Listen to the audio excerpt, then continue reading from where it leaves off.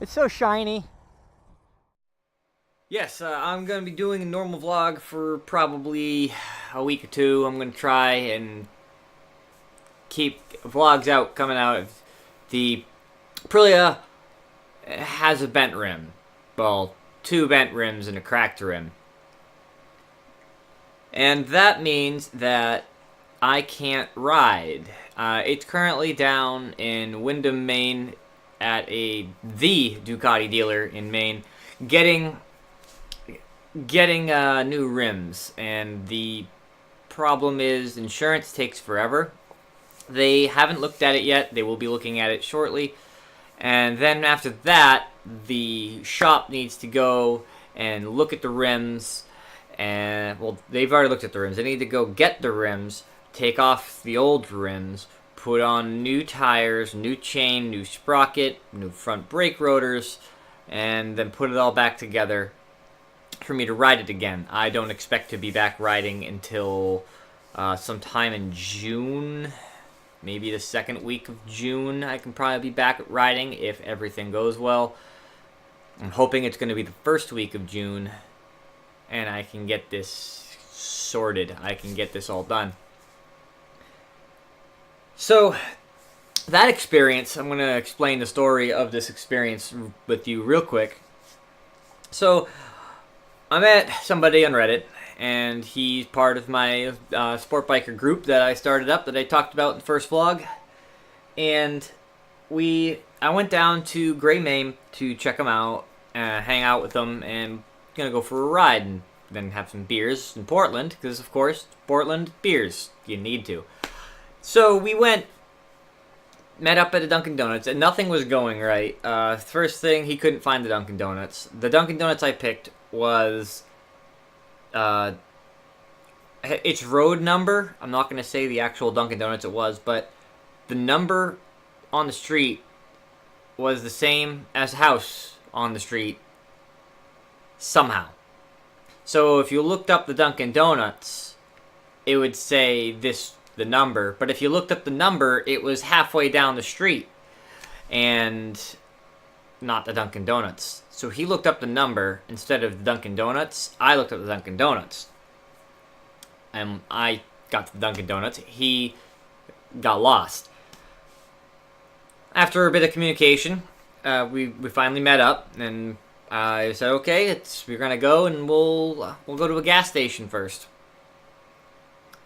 Lo and behold, the way I went didn't have a gas station immediately. So instead of turning around and going, there's got to be a gas station nearby, I was like, well, I think I passed one. So I'm going to keep going this way, because this is the way I came in. I keep going this way, we'll fill it up, and then we'll go. It doesn't matter how far we ride, just we're riding.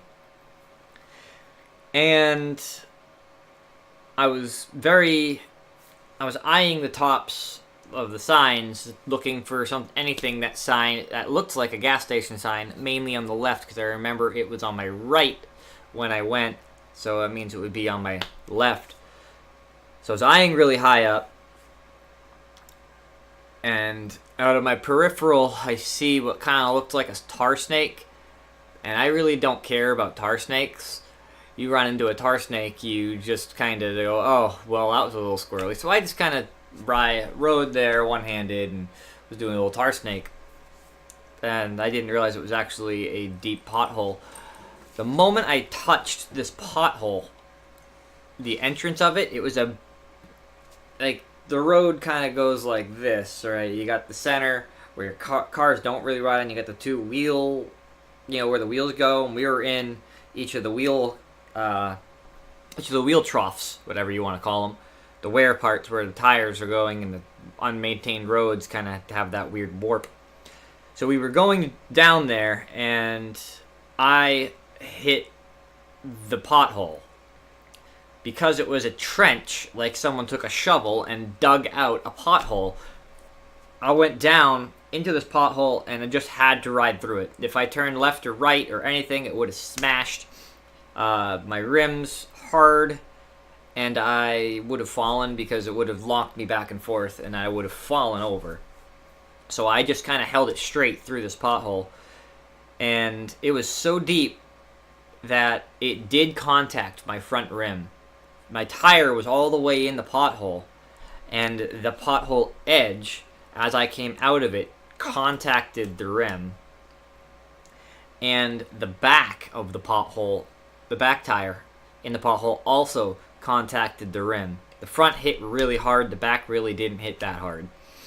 But the front hit so hard and missed the tire, it dented the rim so bad that I lost air pressure in the front rim, and it also cracked a spoke. So I also broke a spoke along with denting my rim, and I could show a picture that I took, a couple pictures of the day. Then I was out. I had to call insurance and have them tow it, and where we're at now with the bike is it's not going down the road until that's fixed. Then I had my first nuts to butts experience, because when you do that, you know you're not a man. People going, wow, that guy's girlfriend looks oddly masculine. So I just kind of had to suck it up. One of the things I was taught was never ride nuts to butts, but in dire situations, you kind of have to. So as my bike got towed away, and it suited up to get on the back of another man's bike. All right. Never rode bitch. Let's see. You got it? And by then, all my pride was gone. That was my first nuts to butts experience. We just met, and our friendship after that couldn't be closer. We're getting to know each other real well. Very good bonding experience. Friends forever. I mean, when you ride with another guy's junk in your back, I mean, you're gonna be good friends. We went out, went back, got a car, we went and had some beers, and we had fun. And that was Sunday.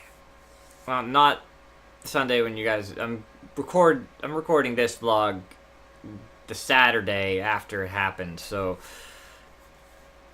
yeah, that I took a little bit. I had a crazy week, and I can go say something about that week really short before I end this vlog here.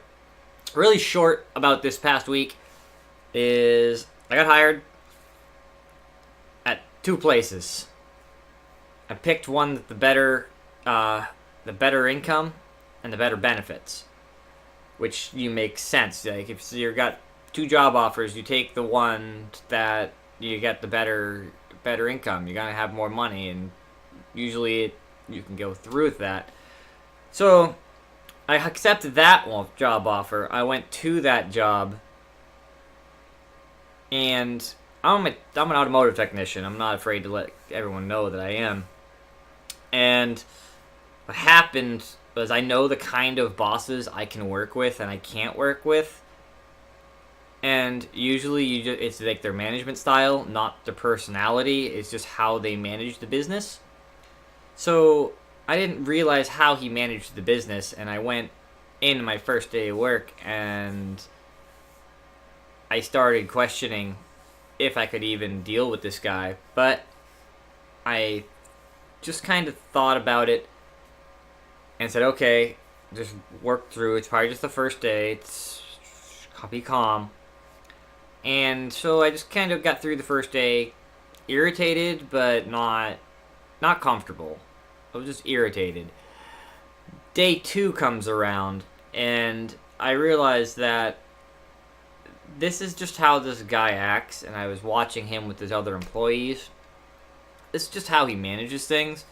This kind of management style is going to give me an issue, and I've had bosses similar, and I would never come home happy. I would always hate going to work, and that's not the experience I like. I don't care how much money you give me. If I go into work dreading work, if I go into work saying, oh God, I have to just put up with this guy and I get paid, I'm not going to do it. I'm not going to go to work and be like that. So I looked at the other job offer, which was less money, but I know that the work experience there is going to be more wholesome and family.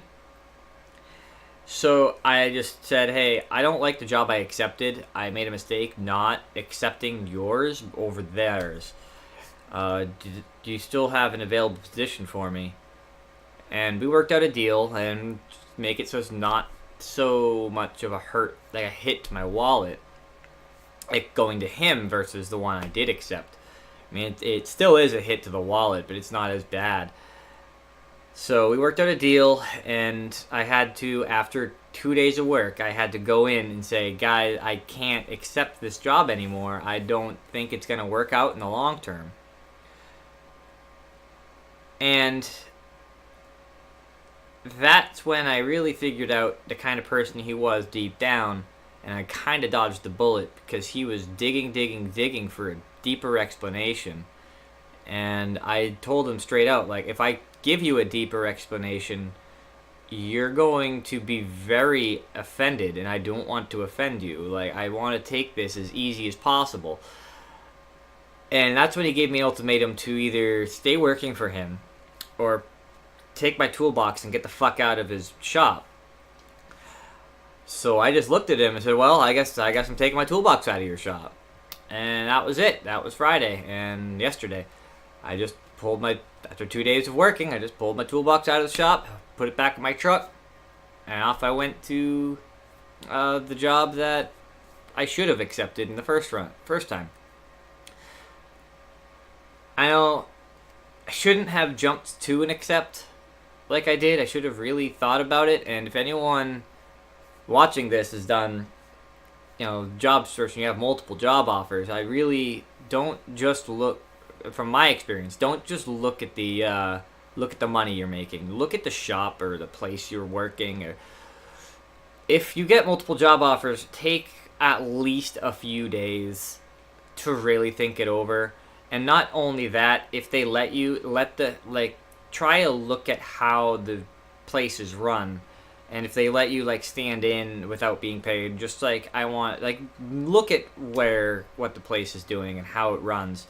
That would probably save you a lot of effort, a lot of anxiety, and let you figure out exactly which place you want to work for versus saying, oh, you're offering me more money than this guy, so why don't I just go for you? Sometimes it doesn't work, and you get caught in a hell job that way. Some more money versus a mind that is nice and clear. I'd rather have a mind that's nice and clear and make shit money than have a job that I'm making a ton of money at and just hating it. And that's just how I am. I'm probably not speaking for everybody, but if that's the way you are, definitely take my crap experience with that, basically ruining relationships with people I could have had a good mechanic relationship with, based on a bad decision that I made at the start. I started too fast. I accepted it too fast.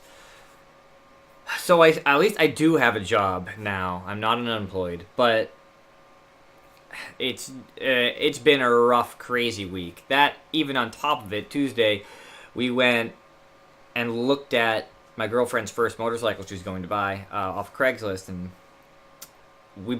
we ended up buying it.